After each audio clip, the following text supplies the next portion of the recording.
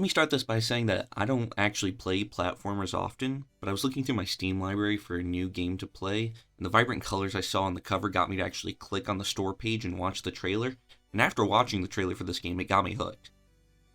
The game is Volfaris. It's a 2D action platformer developed by Steel Mantis, which some people may know as the team behind Slain Back from Hell. You play as Therion, a space warrior returning to Volfaris with your AI companion, Hecate, on your search for your father, Vrol. Your goal is to make him pay for his crimes, though after landing on Volfaris, you realize that the space fortress has fallen to ruin and is overrun with demonic creatures. On the surface, it's your typical side-scrolling run and gun, similar to Contra, where you fight through waves of enemies to get to the next major encounter. But as I was playing through it, there were some things that really set it apart for me. Starting with the parry system. You are given a shield that can block attacks, but you can also parry melee weapons and even launch projectiles back at the enemies if you shield just before the attack hits you. I know nowadays it's pretty common for modern games to have parrying, but seeing it in a run and gun format was pretty interesting to me, and one of the big reasons I actually enjoyed the combat in this game. Moving on, I really like the boss design.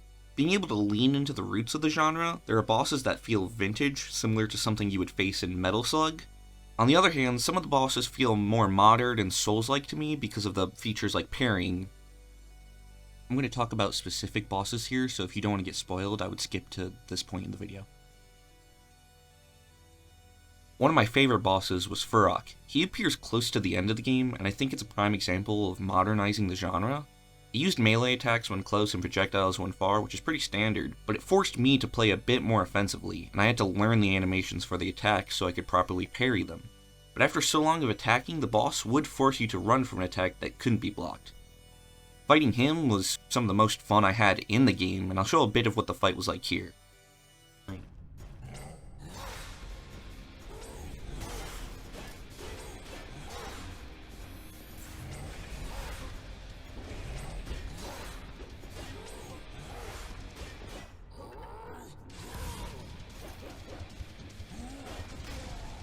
Okay.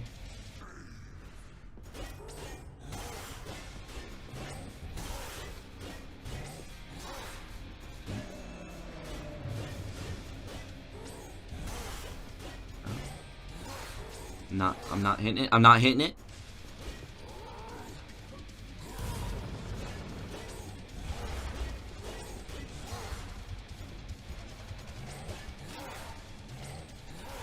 I didn't even get close to hitting my flow state that time. Oh my goodness. My least favorite boss was the Miasma Worm, which felt more like a battle of attrition. It would shoot clouds of poison in a line that you had to dodge, and at the same time you had to kill tentacles that would regenerate just so you could stand near enough to attack it.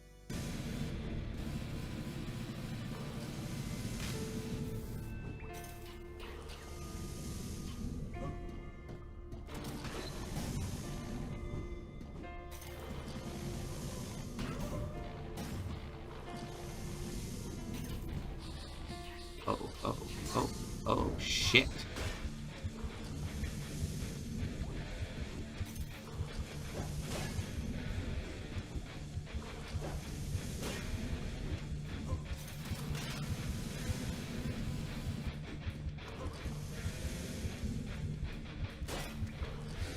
Oh, I was not paying attention. This boss took me like 10 minutes, which is not a whole lot of time, but it was definitely one of the longest fights in the game for me. But after watching somebody else fight it, it was just because I was way too impatient to fight it correctly. And if I don't blame myself for that, because I'm never going to blame myself, I'd say it just didn't feel as engaging as some of the other bosses in the game. That being said, I believe that every boss in this game felt distinctly unique, for better or for worse, and that being able to lean into both modern and vintage boss styles was a huge benefit. The last big thing that stood out to me in gameplay was how I had to manage my resources. There are 3 resources in the game: Blood Metal, Resurrection Idols, and Blood of Volfaris. But Blood Metal and Resurrection Idols are the 2 you need to think about throughout the entire game. Blood Metal is used to upgrade your weapons, usually improving damage and range. Something I realized pretty early on though was that you can't just upgrade every weapon you get. Once you upgrade a weapon, the blood metal can't be refunded, and with the ability to upgrade a weapon 3 times, you have to be far more considerate about the weapons you decide to invest your metal into. Luckily, I was quick to figure it out, so by the end of the game I was actually able to upgrade all of the weapons that worked for me. This metal can be obtained in multiple ways, usually by exploring for a secret stash or being dropped by certain enemies, but the final way to get it is by trading in resurrection idols at the end of a level. So what I've said already has some intricacy to it, but it gets more complicated when you consider how checkpoints work. Besides the beginning of a level, each checkpoint has to be manually activated by using a resurrection idol, but the idols are found placed around each level and are sometimes out of the way. So while I was playing, I found myself trying to skip checkpoints when it felt like a section was going to be easy to get through, though I did almost always activate one before and after a boss fight so I didn't get too frustrated. Now I left something out earlier about upgrading weapons, and that's that you can only do it at these activated checkpoints. And to add a little bit more complexity, holding on to the idols actually increases your maximum health and energy. So I had to balance spending the idols on checkpoints and holding on to them to give myself a bit more of a buffer throughout the run. And you can't just stockpile them either, because there is a cap to how many you can hold, which only increases after each boss. Although I didn't really have an issue with this because I realized that I wanted to spend the 3 resurrection idols to get the 3 blood metal at the end of a level. Going back to what originally caught my attention, the aesthetic. It's pretty unusual to see a game with this style, and I think it helped carve out its own little niche as a space gothic horror with its imagery of bugs, blood, gore, and skulls. The scenery really embraced the decay that was brought onto Valfaris, really feeling like a place that left to rot long before Therion returned.